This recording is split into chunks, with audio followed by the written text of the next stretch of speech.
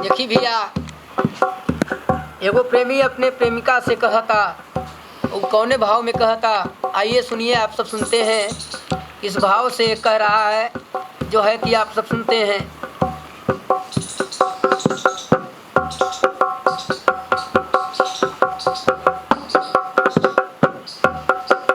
तोहरा के मार्केट घुमाइब, तोहरा के मार्केट घुमाइब, रखब भरपूर, गोरी चल ज्ञानपुर, चल चली ज्ञानपुर, गोरी चल ज्ञानपुर, चल चली ज्ञानपुर।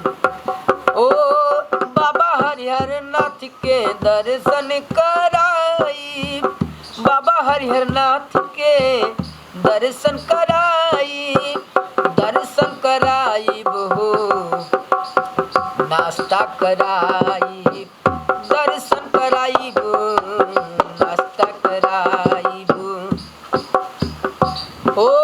एटीएम बनवाइब तोहार, एटीएम बनवाइब तोहार, एटीएम बनवाइब तोहार, काम होई जरूर, रानी चल ज्ञानपुर, चल चली ज्ञानपुर, रानी चल ज्ञानपुर, चल चली ज्ञानपुर।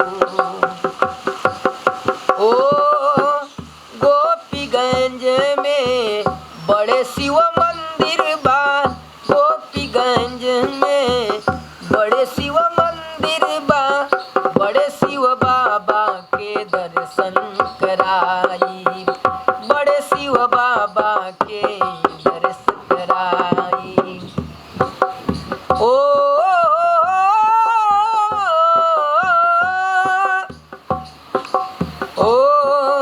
बगलरामपुर अवघड़नाथ, बगलरामपुर अवघड़नाथ, मंदिर बा भरपूर, चल चली ए चल चली रामपुर, चल चली रामपुर, चल चली रामपुर, चल चली रामपुर। कहे कहे ज्ञानपुर कहे ज्ञानपुर ये बदे कहत रहे कि बाबा हरिहर नाथ का दर्शन कराई, और रामपुर जइबू तो वहाँ बाबा ओघरनाथ का मंदिर बा, बहुत नामी मंदिर बा ओघरनाथ पिताजी का, हुआ तहा दर्शन कराई तो के। और का कहे लास्ट लाइन में, मिर्जापुर नगरिया,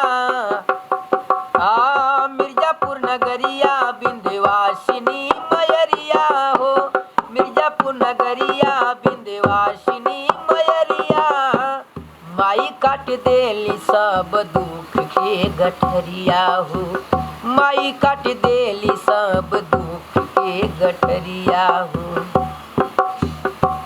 ओ गोपीगंज आके छोड़बू, ओ गोपीगंज आके छोड़ब, रहबू भरपूर, चल चली ज्ञानपुर, चल चली ज्ञानपुर, चल चली ज्ञानपुर, चल चली ज्ञानपुर। पैसा कमाए वाला बेवरा बनाई, पैसा कमाए वाला बेवरा बनाई,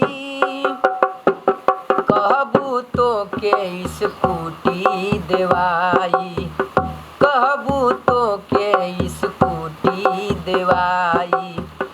ओ बड़े आदमी जैसन, ओ हो बड़े लइकिन जैसन, बड़ मनई जैसन, रहबू भरपूर, रानी चल ज्ञानपुर, हाँ चल चली ज्ञानपुर, रानी चल ज्ञानपुर, चल चली ज्ञानपुर। लइकिया कहता कि ज्ञानपुर में एकदम का मशहूर बा कि ज्ञानपुर सगरों से घुमा फिरा के लिए अवत बालक ज्ञानपुर कहत बाड़े।